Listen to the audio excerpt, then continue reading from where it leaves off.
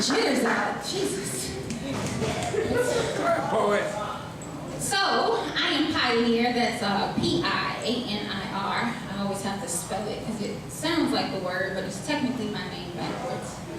So, I am here from, you came from Little Cuba, so I guess you came from Big Cuba, so I guess I'm coming from Little Cuba, further down here, further closer. So, I drove a long way, but y'all have been great. First of all, happy birthday, Miss Desiree.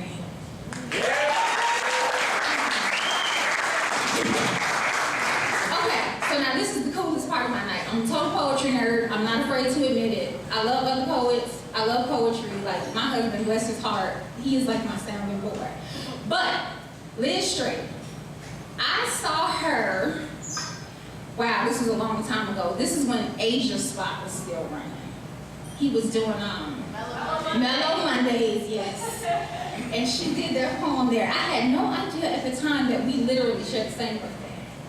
So, May 1st in the house, that's right. So, I'm going to do this poem. And I wasn't going to do it at first because I'm still, it's not that I forget it, but I've got, pregnancy brain is real. Like, oh yes, it's real. It is real, like poems that I have known for years. I'm like, ooh, what word is that? So I want to do this one though because someone said something earlier and I'm like, oh, that reminds me. You, Nova. See, I remember. Look how they go. Look at you saw me. You saw me. So I'm going to do this poem and I'm going to hold my crutch. I don't care if you don't think it's professional, sir. For people that really and you know the school system works because But anyway, I want to do this poem because I like it and it speaks to something because I remember growing up and watching it happen and people don't speak out. We would rather judge than speak up. But anyway, here we go.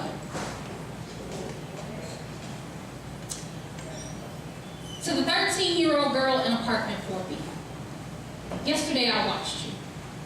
With jean shorts 3 inches from being underwear, midriff fully bared with heels higher than your age, hips swaying as if your blooming buds were ready to be picked. Your body riddled with the curves of a woman, yet your robe is unfinished. The attitude that you are grown, yet the child in you still shines from your eyes like a beacon, and I wonder, who hurt you?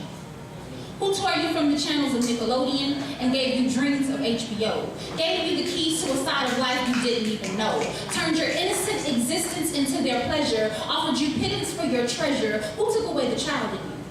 Made you give it away before you could choose it? Who put rhythms in your bed sheets before you were ready to hear the music, little girl? Rewind. Now, I was just talking about my memory. What?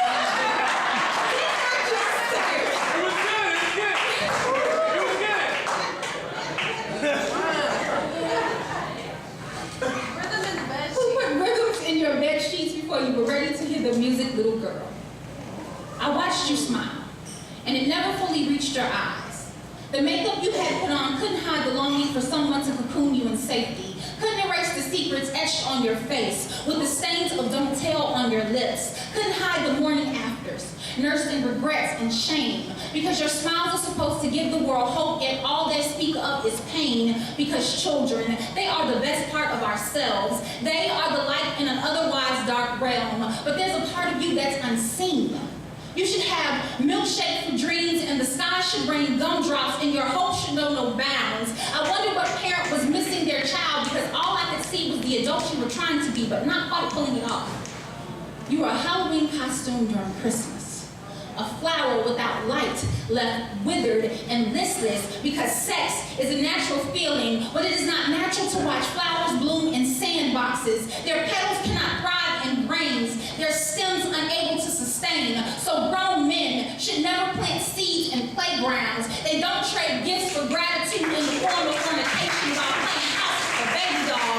Age is more than a number when that baby bird has yet to fly and can still only crawl. I remember being a little girl and hearing my grandma say little girls like that were hot in the pants. And little boys spoke of her easiness with the smooth sailing into third base, with the whispers of promiscuity living on her doorstep. We're too busy judging to take notice of the fact that children don't normally act